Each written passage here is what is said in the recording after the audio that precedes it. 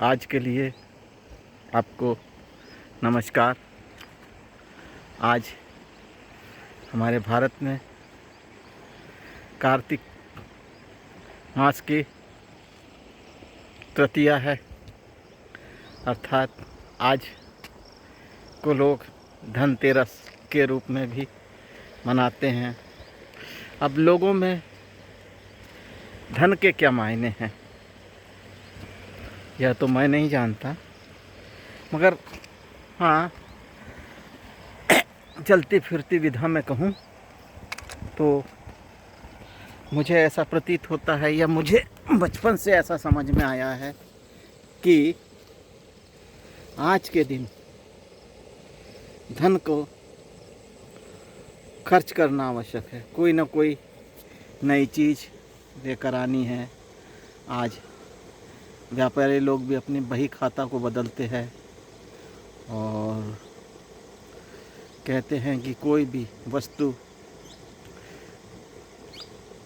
खरीद करके नई चीज़ें अपने साथ जोड़नी चाहिए कि धनतेरस है। इसलिए तो मैं देखते आया हूँ साथियों कि हमारा समूह, हमारा जो जीवन है वो सामुदायिक रूप से समूह या सामूहिक रूप से व्यतीत होता है। तो सामूहिक जीवन का तात्पर्य यह है कि हम एक दूसरे को देखकर एक दूसरे की जो है प्रतिकृति करते हैं, जिसको कॉपी या कॉपीराइट कहते हैं। तो होता यह है कि किसी ने कुछ खरीदा और उसने आके बताया कि भाई अमुक ने तो ये ख़रीदा है, तो सामने वाला कहता है कि नहीं, मैं भी ख़रीदूँगा। और आपको ताजुब होगा कि जितना धन पूरे वर्ष में नहीं खर्च किया जाता है, उतना ही धन दीपमालिका पर्व तक के 3 दिनों में खर्च किया जाता है। तो हम यह माने कि धन त्रयोदशी किसके लिए है, एक व्यापारी के लिए या आम आदमी के लिए। एक आम आदमी तो रात दिन जलता भुनता कुड़ता रहता है और वो सतत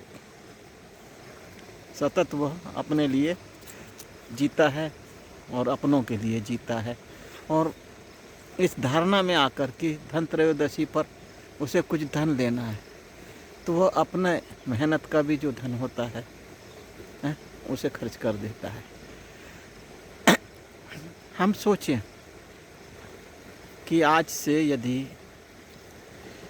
200 साल पीछे चले जाते हैं, और 200 तो छोड़िए, ये भारतवर्ष है, हम 100 साल पीछे चले जाते हैं, तो आज 2025 है, तो मैं 1925 के दौर में चला जाता हूँ।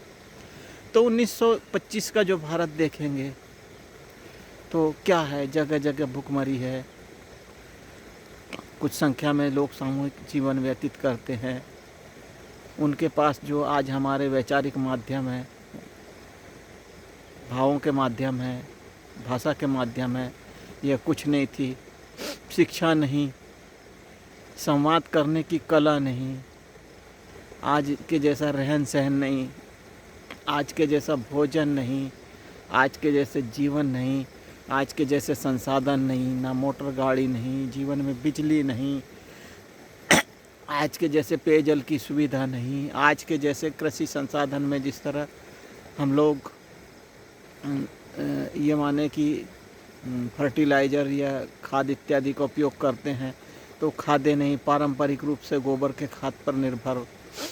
आज की तरह जिस तरह आज डेयरी फार्मिंग उद्योग वाले उद्योग में अपने अपने छोटे से उद्योग होते हैं, 2 गाय से ही आदमी 20 लीटर 25 लीटर दूध उत्पन्न कर पाता है, जबकि पहले इतने 25 लीटर दूध के लिए 10 गायें पालनी पड़ती थी। तो इससे 10 गुना काम ज़्यादा। आज के जैसे कोई टेलरिंग नहीं, क्योंकि उस युग में हम कल्पना कर सकते हैं ना, सिलाई की मशीन भी नहीं होंगी, दर्जी भी दूर दराज में रहते होंगे, बाज़ार पर सिर्फ नमक मिर्च और कुछ पारंपरिक चीज़ों से जीवन चलता था। तो 1900 आसपास के पास देखें हम जा कर के, तो शिक्षा का स्तर कैसा रहा होगा। गांव में जो आज प्रणाली है, एक मुखिया है गांव का, और गांव का मुखिया जी जो कह दे लोग उसी का अनुसरण करते थे, क्योंकि आज वह जीवन नहीं बचा है और इस तरह का सामुदायिक जीवन दृष्टिगत रहा है और चलते रहा है, और हम लोग उसके हमारे पूर्वज उसके आदि रहे हैं।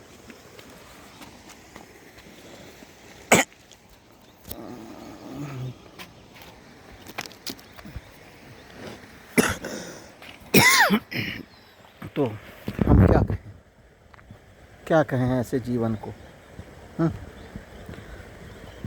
तो ये सब जो कलाएं हैं, या भी कलाएं हैं, वही आते जाते रही है। इसी को हम जीवन के भाग मान ले, इसी से हम इतिश्री कर लें, और क्या कर सकते हैं। जीवन तो चलायमान होगा और चलता रहेगा, हम भी आगे बढ़ते रहेंगे। हम 1925 की बात करें तो कौन किसकी कितने सुनता था। उसके बाद 25 के बाद हम 10 साल पीछे जाते हैं, 35,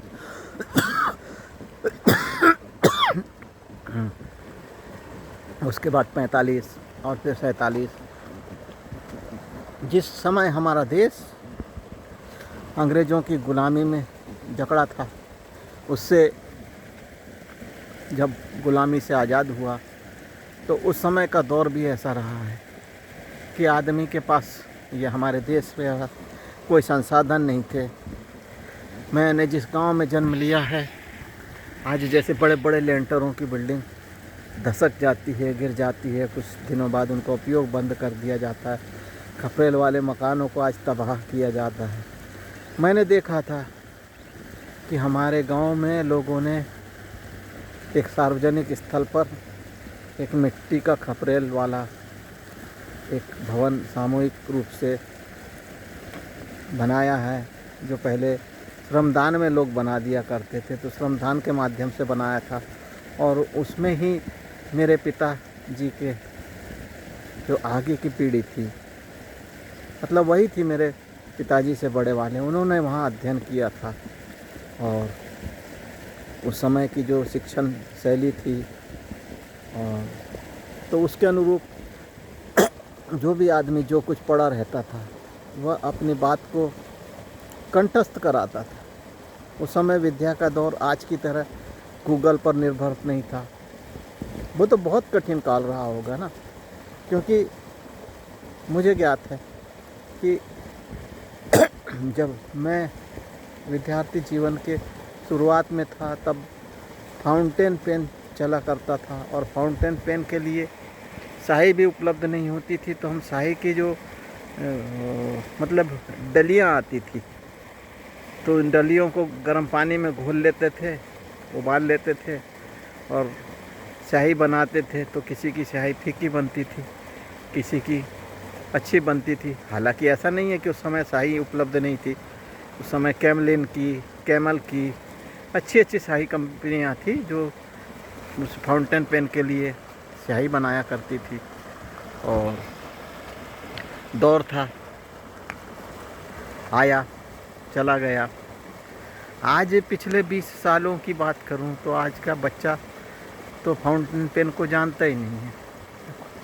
आज यदि फाउंटेन पेन का उपयोग यदि हम कहें तो अभी तो मैं क्या सच्चाई है नहीं जानता, मगर जब भी हम किसी फिल्म में देखते हैं और जब कोई फैसला जज के द्वारा लिखा जाता है और किसी के मृत्यु का फैसला सुनाया जाता है, तो दफ़ा 302 सजाएं मौत कह कर के संबंधित व्यक्ति के अंतिम में जज के हस्ताक्षर होने के बाद निब को तोड़कर लाइन खींच दी जाती थी। यह हमारे द्वारा देखा गया है।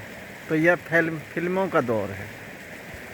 वास्तविक जीवन में आज कहाँ तक संभव है मुझे नहीं पता, क्योंकि जो अदालती क्रियाएं हैं और अदालती ज़िंदगी है उसका मुझे कोई भी अनुभव नहीं है। तो हर चीज़ के पीछे एक संघर्ष, एक लंबी कहानी जुड़ी होती है, और लोग इसी में विचरण करते हैं और ऐसे ही हमारा जीवन आगे चलायमान रहता है, गतिमान रहता है। और हमारे क्या है, हम अपने आज भी निरंतर है, कल कुछ ही और लक्ष्य के पाने के लिए हम कार्य कर रहे थे, आज हमारा लक्ष्य बदल जाएगा। तो मैं वही कह रहा था कि आज यदि शाम को जब दूरदर्शन पे यह समाचार में प्रसारित होगा कि भारत देश में आज इतने करोड़ों का व्यापार हुआ, इतने अरबों खरबों का व्यापार हुआ, तो हम आश्चर्यचकित रह जाएंगे कि उसके 10% भाग से भी इस दुनिया की गरीबी मिटाई जा सकती है। परंतु आज उस इतना पैसा जो धन खर्च होता है, कैसे खर्च होता है? आज मार्केट में, बाज़ार में लोग फाइनेंसर बैठे हैं, किसी को ज़रूरत नहीं है, मगर देखा देखी वो बोलता है कि लाओ 10,000 दो और बाइक ले जाओ। वो आदमी को बाइक की ज़रूरत नहीं है, मगर वो देखा देखी 10,000 की जुगत लगाता है और बाइक ले आता है। हर महीने उसकी किस्तें चुकाता है, कुछ ईंधन में चुकाता है, और जब नहीं चुकती है तो गाड़ी ही भी खींचा जाता है। और भी कोई बात हो सकती है। या अपने संसाधन को बढ़ाता नहीं है, अपने जीवन को और संकुचित कर लेता है। तो साथियों, मैं चाहूँगा कि आप सभी अपना जो जीवन है, अपना जो दिमाग है, और अपना जो कहने का तात्पर्य ये है कि अपनी जो जीवन शैली है, अपने बुजुर्गों का, अपने माता पिता का, अपने वृद्धजनों का, अपने बंधुओं के और इनके साथ मिल कर के आप यदि कुछ पल भी बिताते हैं, आनंद के पल हो सकते हैं, तो उन पलों को या आपके साथ बैठ कर के बिताए गए सामंजस्यता के पल भी किसी त्यौहार से कम नहीं है। और क्या तात्पर्य माने हम एक दिन में पैसा कमाने की जगह इतना लंबा धन खर्च कर देते हैं। तो यह बुद्धिमत्ता से हमें सोचना पड़ेगा, क्योंकि हर व्यक्ति में धन को वापसी लाने की उतनी क्षमता नहीं होती है, कि हर व्यक्ति इतना सक्षम नहीं होता है कि धन को शीघ्रता से वह लेके आए, क्योंकि हमें वो कला ज्ञात नहीं है। हमने ऐसे धन रखना या धन के साथ छेड़छाड़ बुरा नहीं है, छेड़छाड़ी कहूँगा, क्योंकि धन को खर्च करने की जब तक हमें कला नहीं है तो यह उसके साथ छेड़छाड़ हुए।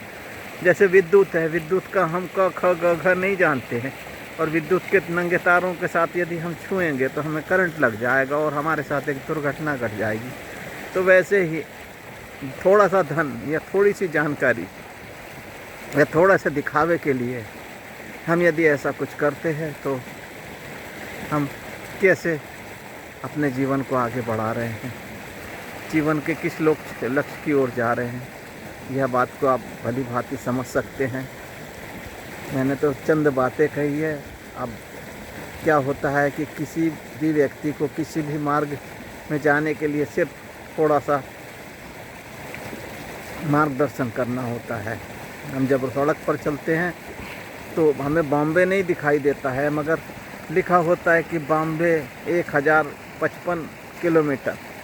तो हम यदि 1 घंटे में 50 किलोमीटर दूर चलते हैं तो हमें मालूम है कि 21 घंटे बाद यदि इसी गति से हम चलते रहे तो हम बम्बई के आसपास तो पहुंच ही जाएंगे।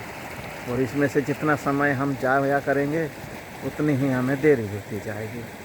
तो साथियों, थोड़ी कुछ बातें समझ में आई होगी आपको या नहीं आई, या मैं नहीं जानता, मगर मैं आपसे इन्हीं शब्दों के साथ विदा लेता हूँ। नमस्कार, नमस्कार, नमस्कार। आपका बहुत बहुत धन्यवाद जो आपने मेरी वाणी को सुना।